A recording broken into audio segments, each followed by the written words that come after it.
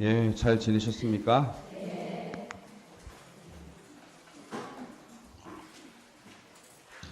지금 우리 아직까지 뭐뭐뭐 공부했죠? 로마서, 고린도일서, 고린도이서, 갈라디아서. 예. 로마서 하면 생각나는 거 아무거나도 한번 얘기해 보세요. 예? 의로움. 예.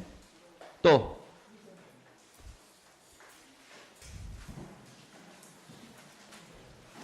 유다인 그리스도인과 유다 그리스도인과 그다음 이방인계 그리스도인들의 일치를 위해서 유다인계 그리스도인들의 잘못과 이방인계 그리스도인들의 잘못을 얘기하면서 우리는 우리의 잘못과 상관없이 의롭게 됐다는 얘기, 쭉 구세사적으로 얘기를 했다는 얘기 여러분들에게 얘기를 했었고, 그게 핵심이라고 말할 수 있습니다. 코린토 1서에 하면 뭐 어떤 것들이 생각이 날까요? 네? 네? 불륜 또 예? 다민족 다종교의 도시 또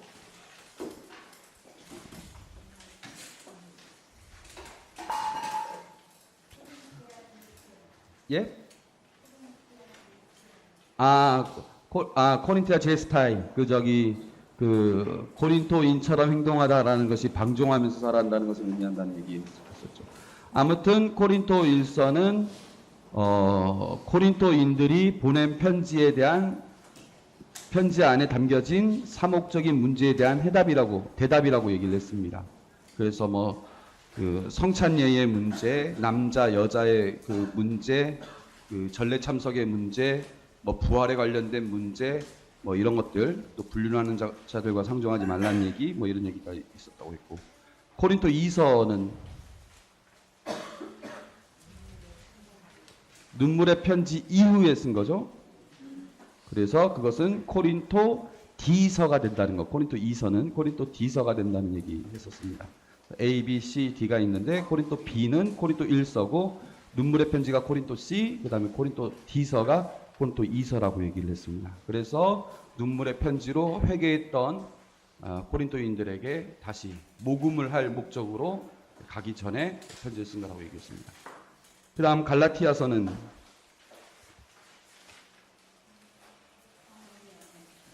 성령의 열매, 또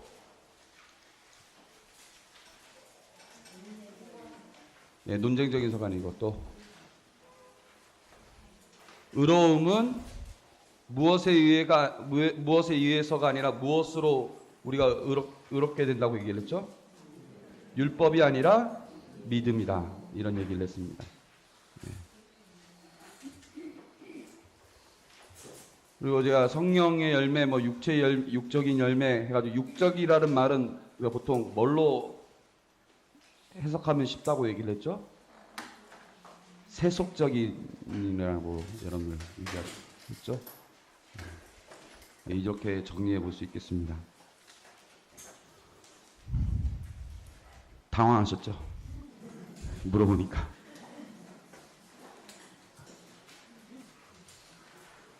자, 그 다음에 이제 에페소서를 우리가 하겠는데요. 에페소서는 우리는 에페소서인데 개신교에서는 에베소서 이렇게 얘기를 하거든요. 우리가 좀 더 심한 것 같습니다. 그쪽이 심하나? 에페는 게 쉬운 건지 에베는 게 더 심각한 건지. 에페소서, 에베소서. 거기 이제 에페수스, 지금은 에페수스라고 이제 부릅니다. 에페수스. 타르소는 이제 타르수스 이렇게 에페수스라고 지금도 부르는데, 에페소. 여기가 이제 이게 에페소 동네, 이 마을 도시인데 상당히 큰 도시였어요. 그리고 이게 그때 있었던 도서관의 부서진 부분을 제외한 일부만 이렇게 보여진 부분이죠. 아주 멋집니다. 그리고 옆으로 신전이 있고, 나중에 조금 이따가 말씀드리겠지만 아르테미스 신전 같은 경우는 7대 불가사의 중에 하나였고 그랬었습니다. 에페소와 바오로. 먼저 에페소는 지금의 터키 지역, 여기 터키 지역 중에 터키 지역인데 여기를 예전에는 아시아라고 불렀습니다. 아시아라고. 그리고 그 이후로 역사적으로 어찌어찌 해가지고 여기를 경계선으로 이 일대 전체를 우리가 지금 아시아라고 부르게 되겠죠. 그래서 이제는 여기를 소아시아 반도, 소아시아 이렇게 부르는데, 그러니까 이 아시아 중에서도 이 부분을 또 특히 또 아시아라고 했어요. 아시아라는 말이 아주 작은 지방에서부터 점점 확대된 거죠. 한 대륙으로. 아무튼 이 아시아 지역의 중심지였습니다. 에페소가. 그리스 최대의 도시, 20에서 25만 명. 그리고 유다인들은 또 자체적인 법정도 여기서 갖고 있었고, 그러니까 그만큼 유다인들이 많이 살았다는 이야기입니다. 요한도 이곳에 있었죠. 요한이 이곳에 있었다는 것은 또 누구도 이곳에 있었다는 얘기입니다. 네, 성모님도 이곳에 모셔져 있다는 거예요. 그래서 여기에 성모님의 집이 그 에페소에 있습니다. 그리고 요한의 그 무덤이 또 이곳에 있고, 도미티아누스라는 황제가 있는데 그리스도교를 박해했던, 첫 번째로 박해한 사람은 네로였는데 두 번째로 박해한 사람이 도미티아누스 황제입니다. 아주 그리스도교에서는 그 큰 사건이었는데 그 황제의 신전도 있었습니다. 나를 섬겨라 이런 것이죠. 그래서 이 에페소랑 가까운 동네에 섬이 하나 있습니다. 그 섬에서 요한 묵시록을 썼는데 그 섬 이름 혹시 아시는 분 있습니까?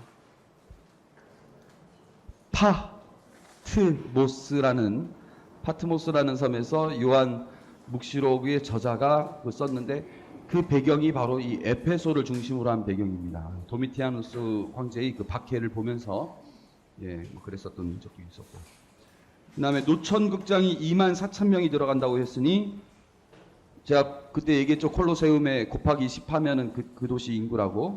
그러니까 이제 20에서 25만 명 그렇게 볼 수 있고, 아르티메스 여신이 있다고 했는데 거기가 7대 불가사의, 세계 7대 불가사의라고 합니다. 물론 지금 무너지고 소실됐지만, 바오로 사도 이전에 이미 복음이 전해져 있었습니다. 여러분들도 아마 기억나실 겁니다. 그 아폴로가 가가지고 거기서 너무 말도 잘하고 이래가지고 많은 사람들의 관심을 끌고 그랬는데 그 사람은 뭐만 알고 있었다고 그랬죠? 사도행전에서 보면 요한의 세례만을 알고 있었다고 해서, 그다음 프리스킬라와 아킬라가 그 이후에 다른 새로운 길에 대해서 얘기를 하게 되고, 그래서 예수님에 대해서 더 정확하게 복음 선포를 하게 되는데, 이미 그럴 때 복음이 선포됐고 그걸 배경으로 바오로 사도가 간 것입니다. 아폴로가 요한은 아니죠. 요한이죠. 요한의 세례를 전해서 프리스킬라 등이 새로 가르치게 된, 그게 하나의 계기가 됐고, 1차 선교여행 때는 가지 않았지만 2차 선교여행에서 돌아가던 중에 잠시 들렸고, 3차 선교여행 중에는 27개월 가까이 머무르게 됩니다. 그래서 이때 코린토 1서를 여기서 썼죠. 여러분들 아직까지 공부한 건 보면, 그 다음에 스스로 말할 만큼 성과가 좋았음. 코린토 1서 16장 9절을 제가 잠깐 찾아보면은요, 오순절까지는 에페소에서 지내겠습니다. 적대자들이 많긴 하지만 많은 일을 할 수 있는 큰 문이 나에게 열려 있습니다 하면서 이것을 지금 에페소에 있다는 것을 지금 얘기하고 있으면서, 동시에 에페소에서 나름대로 특별한 어려움이 없었겠습니까마는 그래도 나름대로 잘 지낼 수 있었다는 것을 간접적으로 우리가 알 수 있는 부분이죠. 근데 문제점이 있습니다. 에페소가, 그러니까 바오로와 에페소가 27개월이나 머물렀고, 3차 여행 마지막 끝에는 가다가 에페소의 원로들이 우리 도시 한 번 더 들려달라고 간청했을 정도였으니까, 예루살렘 가기 전에. 그러니까 에페소랑은 나름대로 꽤 친분이 있고 잘 이렇게 지내던 그런 에페소인데, 그곳에 편지를 썼다고 하기에는 좀 이상한 부분이 있어요. 첫 번째는 에페소서의 수신인이 좀 이상하다. 에페소서의 수신인은 당연히 누굽니까? 에페소 신자들이어야 되죠? 이상해요. 1장 1절을 보면은요, 하느님의 뜻에 따라 그리스도 예수님의 사도가 된 바오로가 에페소에 있는 성도들과 그리스도 예수님 안에 사는 신자들에게 인사합니다. 이렇게 나와 있는데, 여기 이게 그 주석서가 있는 성경이거든요. 예, 프랑스에서 이제 에큐메니컬, 그러니까 종교 일치 개신교하고 천주교하고 다 같이 번역을 했고 거기서 이제 학자들이 이제 주석한 것을 우리나라 말로 이제 번역한 건데, 여러분들 요새 이거 통본으로 이만큼 해서 10만 원짜리 파는 거 아시죠? 잘 모르시는가 보네. 나중에 한번 보세요. 이만합니다. 이만. 주석 성경이 가지고 밑에 이게 위에는 이제 성경 본문이 있고 밑에는 이제 그거의 해설입니다. 여기 보면 이런 얘기가 있어요. 일부 수사본에는 에페소에 있는 이라는 말이 들어있지 않아 이를 괄호 속에 넣기도 한다. 근데 이 내용이 근데 이게 에페소라는 말이, 에페소에 있는 이라는 말이 빠져 있는 그 사본들이 성경의 원래 성경 본문에 가장 가깝고 유력한 본문들이 없어요. 그러니까 뭐 이후에 180년이면 꽤 일찍 나온 성경 사본인데 그런 데는 없어요. 근데 그 이후에 나와 있는 뭐 400년, 500년 이때 나온 것들에만 있는 거예요. 거기에는 좀 성경 본문 원문에 좀 멀어 있는 부분들인데 아무튼 그런 말이, 그러니까 에페소에 있는 이란 말이 없는 그 사본들도 많다. 이 말. 그래서 이 서간 전체에 에페소라는 말 자체가 없어요. 네. 물론 우리는 있는 것으로 생각하고 썼지만 바오로와 수신인이 서로 잘 모릅니다. 1장 15절 내용, 3장 2절에서 4절, 4장 21절, 1장 15절 내용에 보면 나도 주 예수님에 대한 여러분의 믿음과 모든 성도를 향한 여러분의 사랑을 전해 듣고, 이렇게 얘기를 합니다. 그러니까 전해 듣고, 그러니까 자기가 더 잘 알 텐데 전해 들었다는 이야기를 듣고 얘기를 하고요. 3장 2절에서 하나님께서 여러분을 위하여 나에게 주신 은총의 직무를 여러분은 이미 들었을 줄 압니다. 이 얘기는 뭐냐면은 이 사람들도 바울에 대해서 아직 전해 들을 따름이지 잘 모른다는 거, 모르는 것처럼. 4장 21절도 뭐 비슷합니다. 여러분은 예수님 안에 있는 진리대로 그분에 관하여 듣고 또 가르침을 받았을 줄 압니다. 자기가 그렇게 했었어야 됐는데, 그러니까 바울과 수신인이 서로 잘 모르는 게 좀 이상하다. 다른 고대본에서는 라오디케아 서라고 부르기도 합니다. 그래서 여러 가설이 지금 혹시 라오디케아라는 그 곳에 쓴 편지가 아닐까? 이오니아에 쓴 편지가 아닐까?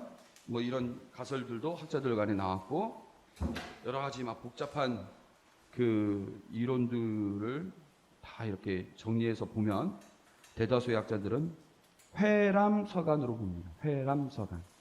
곧 여러 교회를 상대로 쓴 거다. 그래서 에페소서의 수신인은 결론적으로 뭐냐? 그 아시아 지역에 있는 여러 교회들에 쓰면 그 편지를 서로 돌려서 읽는 거예요. 서로 돌려서 읽는. 그래서 어느 한 특정 교회만이 아니라 여러 교회에 쓴 거다. 왜 그러냐면 또 특정한 어떤 상황들이 별로 없어요. 우리가 아직까지 뭐 갈라티아라든가 고린토라든가 이런 데 보면 다 특정한 상황들에 대한 이야기들이 다 나와 있는데 여긴 그런 내용들이 없습니다. 그래서 그냥 회람서간이다라고만 아시면 되겠습니다. 됐죠? 두 번째 문제점. 에페소서의 저자도 좀 이상하다. 에페소서의 저자는 누구여야 됩니까? 바오로 사도여야 되죠? 근데 이상해요. 바오로 친서라고 우리가 아직까지 봤던 로마서, 갈라티아서, 뭐 고린도 1서, 고린도 2서에 나와 있는 말들, 이런 말들이 주로 이렇게 나와야 되는데 그런 것들도 없는 건 아니지만 거기엔 전혀 나오지 않는 말들이 툭툭 튀어나와요. 그 사람의 말이라는 게 한 사람 잘 쓰는 말이 있지 않습니까? 뭐 어떤 사람은 몽땅, 어떤 사람은 몽짝 뭐 이렇게 한다든가, 예. 어떤 사람 뭐뭐 헤브론, 뭐뭐 헤비언 이렇게 저마다 자신의 말투가 있습니다. 근데 그런 말투가 전혀 바오로답지 않은 그런 그 언어, 단어 이런 것들도 많다는 거예요. 오히려 1세기 말 문헌에 자주 나오는 어휘들도 많다. 바오로는 언제 바오로 사도가 돌아가셨죠? 65년, 66년 뭐 이때쯤이었죠. 그런데 여기에 나오는 어휘들, 단어들을 이렇게 보면 그 시대에 바오로 65년, 66년 이때에 쓰던 어휘가 아니라 우리가 90년대에 그 자주 그 문헌에서 볼 수 있는 그리스도교 문헌에서 볼 수 있는 그런 단어들이 막 여기 나옵니다. 그러니까 좀 후대의 것이 아니냐 이렇게 보는 것이죠. 요즘 쓰는 말들 뭐 왕따 이런 말들 50년 전에 왕따라는 말 없지 않았습니까? 근데 지금 왕따 이런 말 쓰지 않습니까? 그럼 뭡니까? 근데 에베소서가 그런 거라는 거죠. 왕따라는 말이 나왔다. 이거는 바오로 시대 때는 별로 안 나왔고 오히려 그 후대에 나왔던 단어들인데 이런 것들이 있다는 거죠.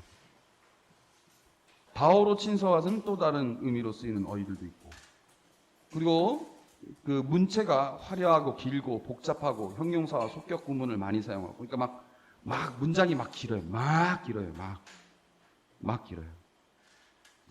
그리고 평온하고 안정된 문체로 씁니다. 근데 친서는 거칠고 논쟁적이고 때로는 문장이 짧고 이런 것들이 더 많은데 평온하고 안정된 문체로 씁니다. 내용 약간 스타일도 좀 다르고 글 쓰는 스타일도 그리고 바오로 개인 사정에 대해서 말하지도 않고 안부 인사도 없다. 다른 친서에서 보면은 누구에게 안부 전해 주십시오. 누구에게 안부 전해 주십시오. 누구에게 안부 전해 주십시오. 나뿐만 아니라 누구도 지금 문안 인사합니다. 누구도 문안 인사합니다. 이런 내용이 쭉 있었는데 여기엔 그런 내용이 없어요. 그래서 이런 것들을 발견한 학자들이 뭐라고 하느냐? 신학적인 내용에서도 바오로 친서와 다르다. 주체적으로 조금 다른 거예요. 조금 아주 많이 다른 건 아니지만. 그래서 대다수 학자의 견해가 바오로가 아니다. 이렇게 보는 거예요. 바오로가 아니다. 90년대에 쓰여진 바오로의 이름을 빌린 서간이다. 이렇게 보는 겁니다. 70~80%의 학자들이 그렇게 얘기를 합니다. 그래서 여러분들 이거 우리 첫째 시간 때 제가 보여줬던 슬라이드 부분인데 기억나시죠? 그래서 우리가 아직까지 봤던 로마서, 코린토 1, 2서, 갈라티아서는 바오로 친서예요, 친서. 근데 우리가 지금 보는 에페소서는 제2 바오로서. 바오로의 이름만을 사용해서 또 다른 사람이 쓴 그 편지라는 거죠. 에페소서뿐만 아니라 다른 서간들도 그런 것들이 있습니다.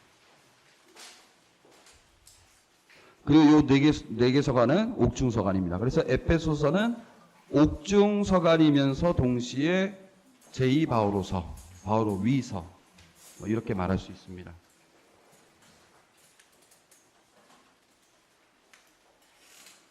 됐습니까? 문제점 3. 정말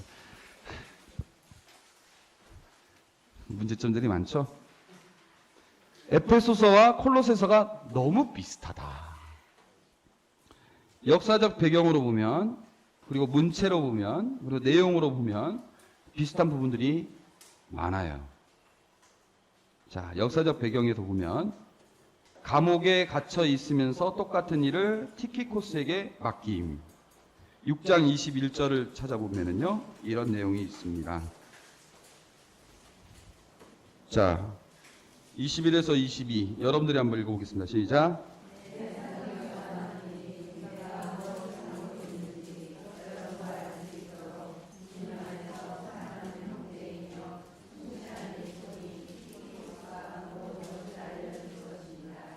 그 때문에 내가 티키코스를 여러분에게 보냅니다.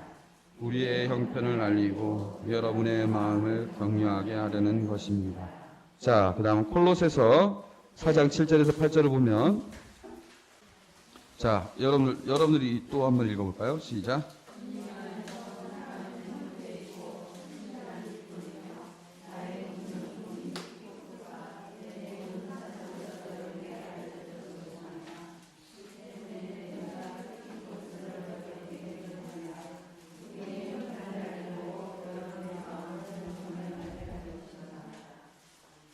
예. 비슷해요, 안 비슷해요? 똑같죠, 완전. 그래서 역사적인 배경, 이게 유일하게 지금, 그러니까 이제 에페소서에서도 마찬가지고, 콜로새서도 마찬가지고, 바오로와 관련된 어떤 역사적 배경의 유일한 글인데, 예를 들어 로마서라든가 코린토 1, 2서라든가 우리가 어떤 갈라티아서 같은 경우는 그 외에 또 다른 역사적인 배경들을 우리가 엿볼 수 있는 대목들이 많았어요. 근데 여기선 이게 유일한 것인데 그 유일한 것이 똑같아요. 그리고 문체는 전례적 설명의 이용, 과중한 문장 구성, 풍부한 동의어 사용, 연이어지는 보어, 분사절의 내용, 지혜문화 역량. 어떤 뭐 여러분들 이거 일일이 쓸 필요는 없고 그냥 확실한 건 뭐냐면은 아무튼 문체도 비슷하다. 아까 바오로 친서랑 에페소서랑 문체가 다르다고 했는데 콜로새서도 에페소서의 문체랑 비슷하다. 이렇게 말씀드릴 수 있겠습니다. 내용 면에서도 독특한 어휘, 바오로 친서에서 보이지 않았던 그 말마디들이 에페소서와 콜로새서와 같이 공유하고 있고 비슷한 내용, 주제, 표현까지 거의 같은 구절이 많다. 이렇게 볼 수 있습니다. 여기 보면 이 책에서 이거 주석서에 보면 주석서의 그 앞부분에도 이제 해설이 나와 있는데 에페소서와 콜로사이서에는 내용이 비슷하거나 표현까지 거의 같은 구절이 많은데 그 가운데에서 다음의 것들이 특별히 돋보인다 하면서 여러분들 잘 안 보이겠지만은 여기 보면은 요쪽하고 요쪽하고 비슷한 부분을 나란히 이렇게 쓴 게 있어요.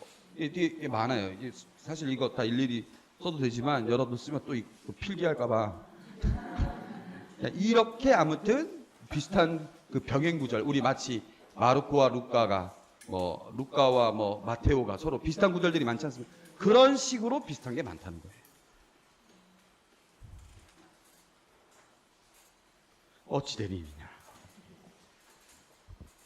예를 들어 화해시키다라는 말, 그 다음에 함께 살리다라는 말, 그 다음에 그리스도 몸 안에서 성장한다는 말, 그 다음에 그리스도의 신비, 하나님의 신비 이런 표현, 그리스도의 몸, 교회의 머리 이런 표현, 충만함, 그리스도의 현양, 깨달은 것 지혜, 그리스도와 함께 부활하다, 옛것을 벗고 새 것을 입는다, 영으로 찬양, 영으로 찬 예배, 이런 영으로 가득 찬 예배, 이런 식의 표현들이 많다는 거죠. 그럼 이게 무슨 것을 의미하느냐?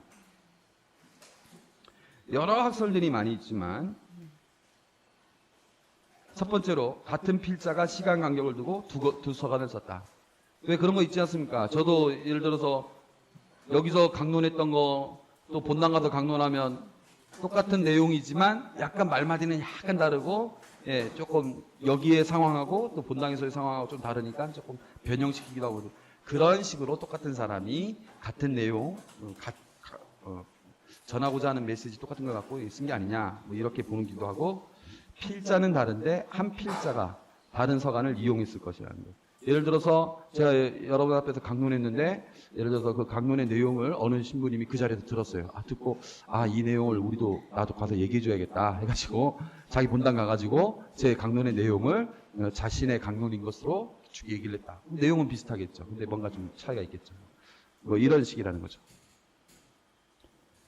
근데 콜로새서가 더 짧다는 점으로 보아 에페소서가 콜로새서를 이용한 것 같다. 그러니까 콜로새서가 먼저 쓰여졌고 또 다른 사람이 에페소서를 쓰면서 콜로새서의 내용을 가지고 썼다는 거예요. 그래서 2번 이런 여러 가지 학설 중에 1, 2번 중에서 2번이 대부분의 학자들이 얘기를 하는 부분입니다. 제가 지난 학기 때 얘기했었는데 여러분 그거 기억나시죠? 우리 신학교에서는 문제가 한 2문제 나옵니다. 한 과목에 33문제, 25문제 이렇게 나오는 게 아니라 2문제. 예수님의 부활이 지니는 의미에 대해서 설명하라. 이런 문제 하나 나오면 알아서 써야 되죠. 성경 같은 경우는 바오로가 전하는 의로움이 무슨 뜻인지 설명하라. 이런 식으로 하면 이제 그런 식인데 이제 제가 학습부장 했었습니다. 학습부장. 우리는 경쟁이 아니라 다 같이 통과하는 게 목적이기 때문에 그래서 우리 반은 1학년 때부터 졸업할 때까지 제시를 한 번밖에 안 받았어요. 우리 같은 반이 없어요. 우리는 엄청난 반입니다, 진짜. 우리 같은 반이 없어요. 단합이건 잘 되는. 고승욱 신부님한테 배웠는데 우리 그때 전부 A 받았어요. A 받아가지고 자기 좋아했는데 알고 보니까 A보다 A 플러스가 더 많아가지고 A 받은 사람은 공부 못한. 그거는 이제 고승욱 신부님 마지막 제자라서 우리한테 다 A로 선물을 줬고. 아무튼 그래서 우리는 서로 도와주거든요. 그래서 제가 이제 몇몇 이제 철학 잘하는 애한테는 너 철학 예상 문제 만들어가지고 썸머리를 해줘라. 그 다음에 뭐 성서학 같은 경우는 성서 너가 해라. 그 다음에 뭐 윤리 같은 경우는 너가 해라. 전례 같은 경우는 너가 해라. 이런 식으로 막 맡깁니다. 그러면 그 친구들이 이제 뭐 며칠까지 이렇게 정리하면 그걸 제가 다시 모아가지고 편집해가지고 나눠주고 막 복사해가 나눠주고 이것이 학습부장이 하는 역할인데. 그러면은 그래도 좀 공부 좀 하는 애들은 이제 그럼 그걸 어떻게 하겠습니까? 이제 딱 받으면 1, 2학년 때는 뭣도 모르니까 무조건 외워요. 조금 더 지나면 어떻게 되냐면 이제 그 답안에서 어떻게 하겠어요? 자기 공부한 걸 가지고 플러스 시키겠죠? 예. 플러스를 조금씩 첨가를 합니다. 조금씩. 이게 하니까 그 답지를 다 읽어보는 그 신부님 입장에서는, 교수 신부님 입장에서는 어떻겠습니까? 내용들이. 대동소이한 거예요. 이게 하도 해가지고 이제 속상해가지고 안 되겠다 해가지고 성서 전공한 두 분의 신부님이 야, 우리 그 본문 비평을 하자. 어느 게 원저자인가 찾아왔어요. 그 중에 기준이 뭐냐?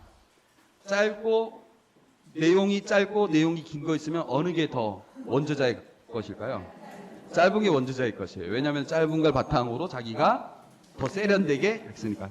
짧은 게 원저자의 것이고 더 세련된 게 원저자의 것이고 뭐 이렇습니다. 예? 그렇게 해서 찾습니다. 그래서 마찬가지로 마르코, 마테오, 마르코, 루카 중에서도 제일 짧은 마르코가 제일 먼저 쓰여졌다고 우리가 보는 것이고, 마찬가지로 콜로새도 더 짧기 때문에 더 먼저 쓰여졌다고 우리가 보는 것이, 뭐 이 이유만이 전부는 아니지만 아무튼 이런 여러 가지 이유 중에 하나가 그렇습니다. 그래서 에페소의 필자가 콜로새서의 내용을 바탕으로 당시 그 자기가 생각했던 그 회람을 돌렸던 그 여러 교회의 상황에 적용해서 발전시킨 것이 아니냐, 이렇게 보고 있습니다. 바오로의 이름을 쓴 것은 바오로를 존경하며 그의 사상을 잘 알고 있는 어느 제자가 가명을 사용해서 쓴 것으로 볼 수 있어요. 가명 사용은 유다교와 헬레니즘 세계에서는 널리 퍼진 문학 현상입니다. 그래서 뭐 그렇게 욕먹을 짓이 아닙니다. 오늘날 같은 경우는 욕먹을 짓이죠. 옛날에는 이게 하나의 문학적인 방법입니다. 모세오경, 모세가 썼습니까? 아닙니다. 다니엘이 썼느냐? 그렇지만도 않습니다. 그런 것처럼 그 이름을 이렇게 사용을 하는 것 뿐입니다. 정리하자면 언제 썼느냐? 콜로새서 이후, 그리고 안티오키아의 이냐시오 편지가 110년경에 쓰여졌는데 거기에 이미 에페소서의 내용이 언급된 걸로 보아 그 이전, 그래서 종합하면 90년경, 도미티아누스 황제 박해 이전, 그래서 90년경이라고 볼 수 있고, 그 90년경이면 바오로가 살아있을 때입니까? 죽어있을 때입니까? 네, 죽어있었을 때입니다. 그러니까 바오로가 쓴 게 아니죠. 누가 썼느냐? 바오로의 가명을 쓴 유다교 출신 그리스도인. 그는 바오로를 존경하고 바오로의 사상을 잘 알고 콜로새서의 영향을 받은 사람입니다. 누구에게 썼느냐? 소아시아의 여러 교회에 사는 이방인계 그리스도인. 콜로새서와의 관계는 에페소서의 관심사는 교회론, 콜로새서는 그리스도론. 에페소서에는 이단에 대한 경고가 막연하게 나와 있지만 콜로새서에는 좀 더 구체적으로 나와 있습니다. 그래서 이런 차이점 외에는 거의 대동소이하다, 거의 비슷하다, 이렇게 말씀드릴 수 있겠습니다. 제가 여기에 소아시아의 여러 교회에 사는 이방인계 그리스도인이라고 이렇게 썼는데, 교회 안에는 이방인계 그리스도인만 있는 것이 아니라 또 누가 있습니까? 유다계 그리스도인도 있지만 이방인계 그리스도인이라고 제가 쓴 거예요. 왜 그러느냐? 요 밑에 구절들을 한번 찾아보면 다음과 같습니다. 먼저 에페소서 1장 12에서 13절을 보면, 하느님께서는 이미 그리스도께 희망을 둔 우리가 당신의 영광을 찬양하는 사람이 되게 하셨습니다. 예, 여기 이미라는 말은 맨먼저라고도 번역할 수 있는데, 그러니까 우선적으로 그리스도께 희망을 둔 우리가 먼저 당신의 영광을 찬양하는 사람이 되었습니다. 여러분도 그리스도 안에서 진리의 말씀, 곧 여러분을 위한 구원의 복음을 듣고 그리스도 안에서 믿게 되었을 때 약속된 성령의 인장을 받았습니다. 우리가 먼저 하나님께 영광을 드리는 사람이 됐고, 그 다음에 여러분들도 그렇게 됐습니다. 이런 얘기를 했어요. 그러니까 우리는 유다교 출신 그리스도인, 이 쓴 사람, 우리는, 여러분은 이방계, 이런 타는 것이죠. 2장 1절에서 3절도 그렇습니다. 2장 1절 보면, 여러분도 전에는 잘못과 죄를 저질러 죽었던 사람입니다. 그 안에서 여러분은 한때 이 세상의 풍조에 따라 공중을 다스리는 지배자, 지금도 순종하지 않는 자들 안에서 작용하는 영에 따라 살았습니다. 그러니까 여러분은 예전에 하느님을 믿지 않고 다른 우상을 섬겼다는 것이고, 우리도 한때 그들 가운데서 우리 육의 욕망에 이끌려 육과 감각이 원하는 것을 따랐습니다. 그리하여 우리도 본디 다른 사람들과 마찬가지로 하느님의 진노를 살 수밖에 없었습니다. 이방인계인 여러분들도 그렇고 유다계인 우리도 그렇다. 이런 내용. 11절 2장 11절 여기 저쪽으로 나오죠. 그러므로 이민족으로 태어난 여러분은 한때 사람 손으로 몸에다 행하는 이른바 할례를 받지 않는 자들에게 할례받지 않은 자들이라고 불렸다는 사실을 기억하십시오. 그래서 여러분은 이민족으로 태어났다는 거예요. 이미 여기에 딱 나와 있죠. 뭐 13절도 그렇고 17절, 22절 뭐 그렇고 3장 1절 그렇고 4장 17에서 20, 5장 8절 앞부분 마찬가지로 그렇습니다. 그래서 회람서관이긴 하나 그 중에서도 이방인계 그리스도인들에게 썼다. 이렇게 정리할 수 있겠습니다. 예. 구조는 로마서에서 봤었던 거랑 같습니다. 앞에는 교의, 믿을 부분, 그 다음에 이 부는 권고, 지킬 부분, 믿을 부분, 지킬 부분으로 이렇게 나눠져 있죠. 그래서 믿을 부분이 끝날 때 영광송이 나옵니다. 그 다음에 이제 그러므로 해서 이제 권고의 내용이 나옵니다. 우선 구조를 보면은 발신자 바오로. 근데 보통 이제 다른 서간에서 보면은 나 바오로와 뭐 누구가 함께 뭐 이런 식으로 해가지고 동료의 이름들이 나와 있지만 동료의 이름이 특별히 없습니다. 그래서 아마 더 바오로가 쓴 것이 아닐지 안 쓴 것이 아닐까 이렇게 생각하는 거고, 수신자 에페소에 사는 성도들이며 신자들. 예, 이렇게 와서 이 에페소에 사는 이 보통 괄호로 처리가 되는데, 그러니까 에페소가 뿐만 아니라 다른 소아시아 여러 교회가 대상이 되는 것이죠. 그 다음에 1장 3절에서 13절은 축복, 찬미가. 그래서 이 본문 전반부에 나오는 여기에 나와 있는 이 구원의 신비를 잘 요약하는 내용의 찬미가가 나오고, 그 다음에 감사기도. 이게 우리 서두에 항상 나오는 내용들이죠. 그 다음에 본문 보면은 교의, 믿을 부분들 세 가지. 우리가 은총으로 구원을 받게 됐고, 우리의 평화이신 그리스도 안에서 우리가 유다인들과 이방인들이 서로 화해하고 또 하느님과 화해가 됐고, 그래서 나는 이 민족들을 위한 사도직을 받은 사람이다. 뭐 이런 식으로 해가지고 내용이 있고, 그렇기 때문에 우리가 이제 복음에 따라서 이렇게 살아가자. 이런 내용입니다. 예. 성도들은 거룩한 이들이라는 뜻이고 신자들은 믿는 이들이라는 뜻입니다. 그게 그거죠.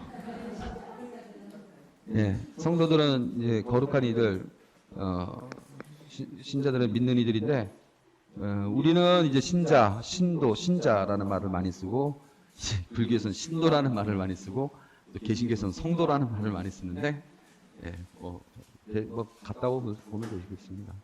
그리고 여기 번역은 성도들과 신자들 이렇게 나왔는데, 그 원문을 제가 이렇게 보니까 성도들이며 신자들이라고 번역하는 게 더 맞는 것 같아요. 그래서 성도들이며 신자들.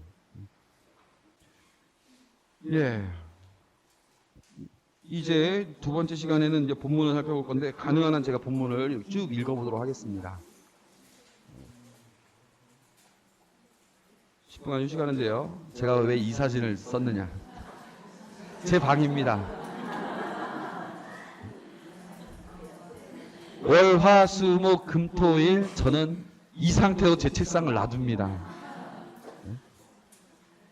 이거 제가 아까 말씀드렸던 이거 저기 주석 아니 이거는 제 그 유학 갔을 때 받았던 강의로. 그다음에 이게 주석 성경. 이거는 주석서. 그 개신교에서 나온 주석서 그 번역된 주석서. 이건 200주년 주석서. 여기는 또 이제 그 원서 중에 하나고. 또 여기는 이제 정태현 신부님 거. 뭐 여기는 이제 그 말씀과 함께해서 나온 거 뭐 이런 식으로. 이렇게 쭉 한번 봐요. 네? 제가 왜 이걸 보여줬느냐? 여러분들 지금 지칠만도 하실 텐데, 예. 저는 죽겠습니다. 그러니까 앞으로 열심히 나오시라고. 10분간 휴식할 테니까, 이거.